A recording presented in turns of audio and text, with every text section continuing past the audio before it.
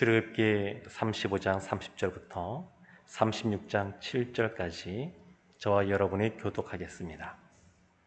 모세가 이스라엘 자손에게 이르되 볼지어다 여호와께서 유다 지파 훌의 손자요 우리의 아들인 부살레를 지명하여 부르시고 하나님의 영을 그에게 충만하게 하여 지혜와 총명과 지식으로 여러 가지 일을 하게 하시되 금과 은과 노수로 제작하는 기술을 고안하게 하시며 보석을 깎아 물리며 나무를 새기는 여러 가지 정교한 일을 하게 하셨고 또 그와 단 지파 아이사막의 아들 오홀리압을 감동시키사 가르치게 하시며 지혜로운 마음을 그들에게 충만하게 하사 여러 가지 일을 하게 하시되 조각하는 일과 세공하는 일과 정색, 자색, 홍색실과 가는 배실로 수 놓는 일과 짜는 일과 그 외에 여러 가지 일을 하게 하시고 정교한 일을 고안하게 하셨느니라. 부살렐과 오홀리압과 및 마음이 지혜로운 사람 곧 여호와께서 지혜와 총명을 부으사 성소에 쓸 모든 일을 할 줄 알게 하신 자들은 모두 여호와께서 명령하신 대로 할 것이니라. 모세가 부살렐과 오홀리압과 및 마음이 지혜로운 사람 곧 그 마음에 여호와께로부터 지혜를 얻고 와서 그 일을 하려고 마음에 원하는 모든 자를 부르매 그들이 이스라엘 자손의 성소의 모든 것을 만들기 위하여 가져온 예물을 모세에게서 받으니라. 그러나 백성이 아침마다 자원하는 예물을 연하여 가져왔으므로 성소의 모든 일을 하는 지혜로운 자들이 각기 하는 일을 중지하고 와서 모세에게 말하여 이르되 백성이 너무 많이 가져오므로 여호와께서 명령하신 일에 쓰기에 남음이 있나이다. 모세가 명령을 내리고 그들이 진중에 공포하여 이르되 남녀를 막론하고 성소에 드릴 예물을 다시 만들지 말라 하매 백성이 가져오기를 그치니. 함께 보겠습니다.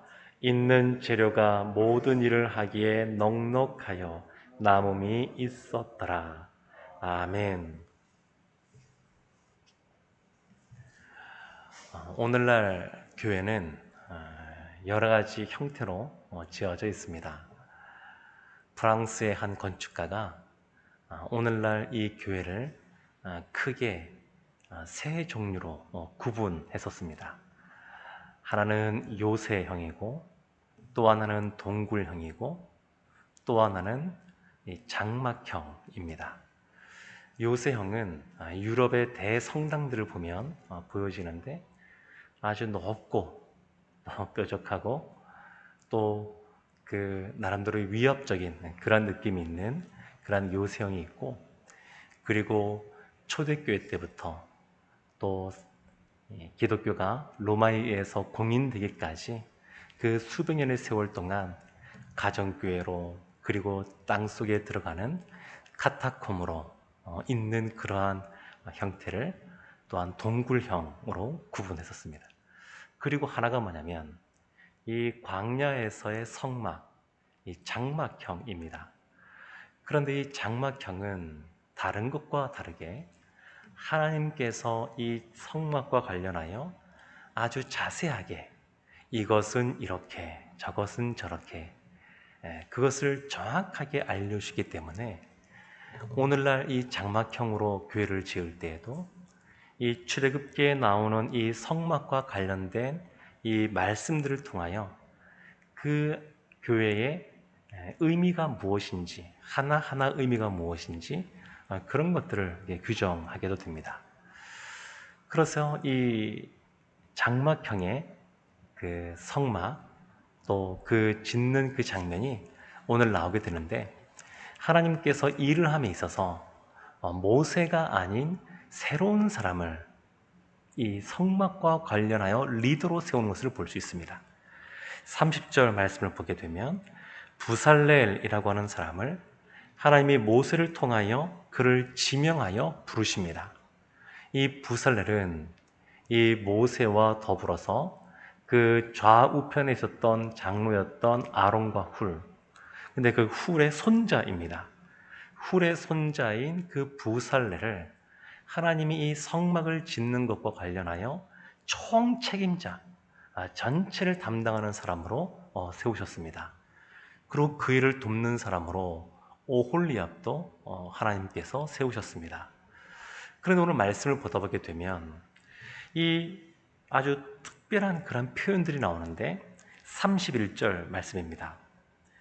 여호와의 영을 그에게 충만하게 하여 지혜와 총명과 지식으로 여러 가지 일을 하게 하시되, 하나님이 사명을 주는데 그냥 두지 않으시고 감당할 수 있는 능력을 하나님께서 부어주십니다. 그 능력이 하나님의 영, 성령으로 말미암아 오게 되는데, 그 성령으로 말미암아 지혜와 총명과 지식이 생겨서 여러 가지 새로운 것들을 고안해내고 만들게 됩니다. 근데 특별한 단어는 하나님께서 지혜와 지식과 총명을 충만히 주셨다는 겁니다. 하나님이 넉넉히 감당하고 남음 있게 충만히 주셨습니다. 그래서 우리가 하나님 앞에 또 직분을 받고 또 여러 가지 직책을 맡아서 사역들을 감당하고 하는데, 우리가 무엇인가를 할 만한 능력이 있어서 감당하는 것이 아니라 하나님께서 부르시고 또 하나님께서 주시면, 임명하시면, 그러면 하나님께서 그 능력을 그 일을 감당할 수 있도록 능력을 부어 주십니다. 우리 성도님들도 교회에서 여러 가지 직분과 또 직책을 맡아서 또 하나님 나라의 일들을 감당할 때 이런 경험들이 참 많이 있으실 겁니다. 하나님께서 이와 같이 충만하게 지혜와 지식과 또 그 총명을 부어주시니까 32절과 33절 보면 금과 은과 노스로 제작하는 기술을 새롭게 고안하는 겁니다. 33절에 보석을 깎아 물리며 나무를 새기는 여러 가지 정교한 일을 하게 하셨습니다. 유진 피터슨 목사님이 그래서 이 부살렐을 뭐라고 평가하냐면, 이 부살렐은 성막을 건축하는 건축가이면서 동시에 예술가다, 그렇게 말을 합니다. 그러니까 성막은 하나하나 아주 정교하게 하나님이 말씀하신 것을 아주 꼼꼼하고 세밀하게 다 살폈을 겁니다. 그리고 그것을 기계적으로 만드는 것이 아니라 그 안에 예술가의 혼을 부어서 만드는 겁니다. 어떤 어린아이가 그냥 물감으로 그냥 붓에 찍어서 그냥 엉망으로 이렇게 도화지에 무엇인가 그려놔도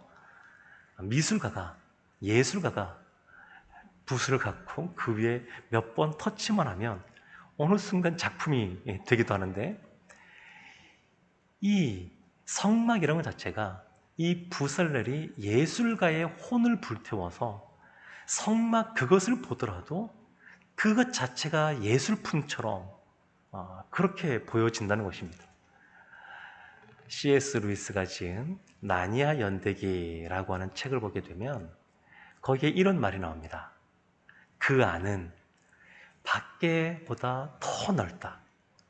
성막이라고 하는 그 작은 공간인 것 같지만 그 밖의 세상보다 더 넓은 의미를 담고 있다고 말할 수 있습니다.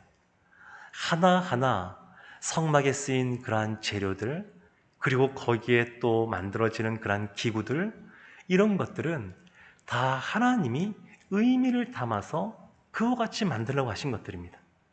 그래서 작은 공간인 것 같지만 그 안에 들어가게 되면 하나님의 임재부터 시작하여 하나님께서 예수 그리스도의 구속까지, 그 은혜까지 그 안에 그 의미들을 다 담고 있기 때문에 이 밖의 세상보다 훨씬 넓은 그런 의미들이 있는 것을 볼 수 있습니다. 그래서 이 유진 피터슨 목사님 말씀하신 것처럼 이 부살렐이 지금 건축가이면서 예술가의 혼을 불태우면서 이것을 만드는 것이고, 그래서 이 성막이라고 하는 것은 예술품적으로도 의미가 있을 뿐만 아니라 하나님이 그 안에 많은 의미들을 담아 놓으셨기 때문에 그 안에서 많은 것들을 우리가 누리고 경험하게 되는 것입니다. 34절 보게 되면 부살렐뿐만 아니라 오홀리압에게도 하나님께서 충만한 은혜를 주십니다. 또 그와 단지파 아이사막의 아들 오홀리압을 감동시키사 가르치게 하시며 지혜로운 마음을 그들에게 충만하게 하사. 하나님이 동일하게 부살렐뿐만 아니라 오홀리압에게 충만하게 하나님께서 지혜를 주시고, 그리고 감동시키시고 총명을 주시고 이렇게 은혜를 베풀어 주십니다. 그래서 이 오홀리압도 그 35절 뒤에 보게 되면 여러 가지를 아주 세공하고 또 고안하고 아름답게 그 모든 것들을 만드는 것을 볼 수 있습니다. 이 두 사람만이 아닙니다. 36장 1절을 보게 되면 부살렐과 오홀리압과 및 마음이 지혜로운 사람 곧 여호와께서 지혜와 총명을 부으사 성소에 쓸 모든 일을 할 줄 알게 하신 자들은 모두 여호와께서 명령하신 대로 할 것이니라.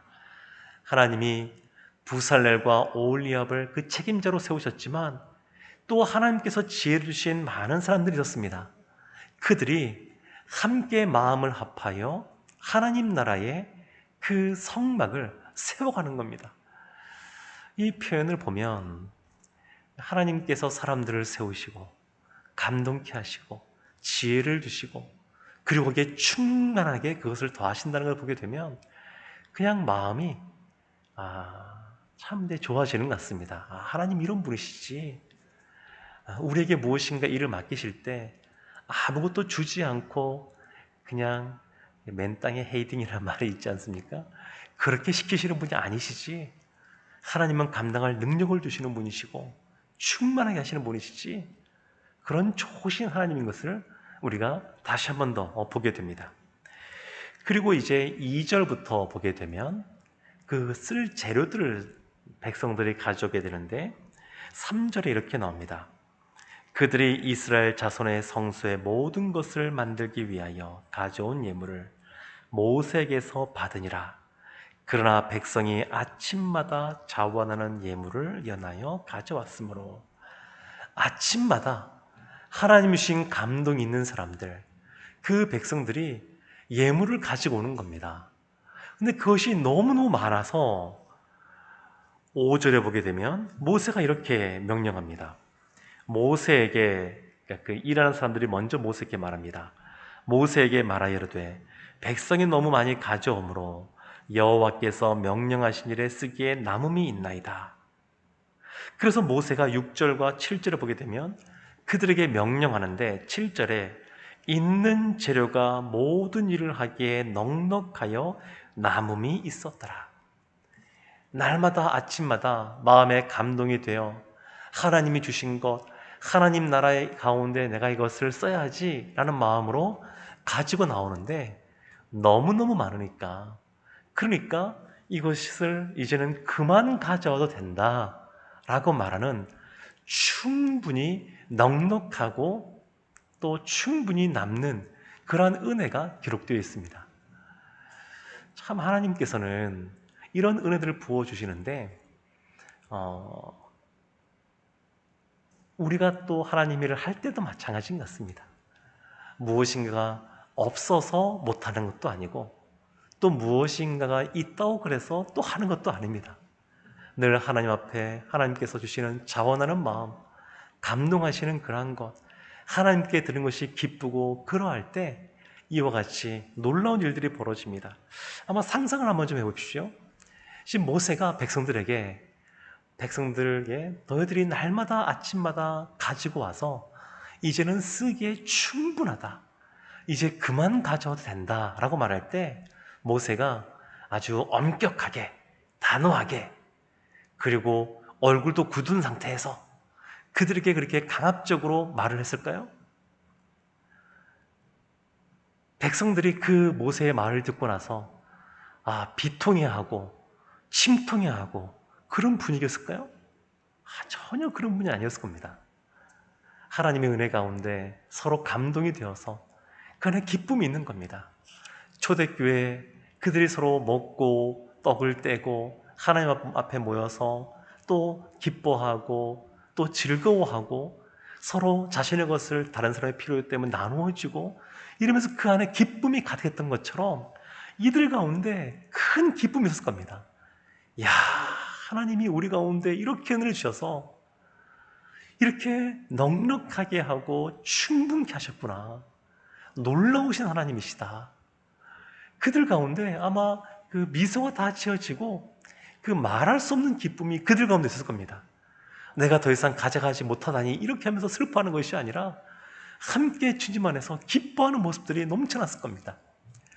사랑하는 성도 여러분, 하나님은 하나님의 일을 하는 사람들에게 지혜와 지식과 총명을 충만하게 주시는 분이시고 또한 필요한 그러한 물품들도 넉넉하게 충분하게 하나님께서 제공해 주셔서 하나님 나라를 일할 때 이마에 주름이 생기고 또 눈썹이 휘어지고 또 언성이 높아지고 이렇게 하나님 일을 하는 것이 아니라 늘 주님 안에서 감사하고 기뻐하고 즐거워하고 그렇게 한마음이 되어서 하나님의 일을 하게 하십니다.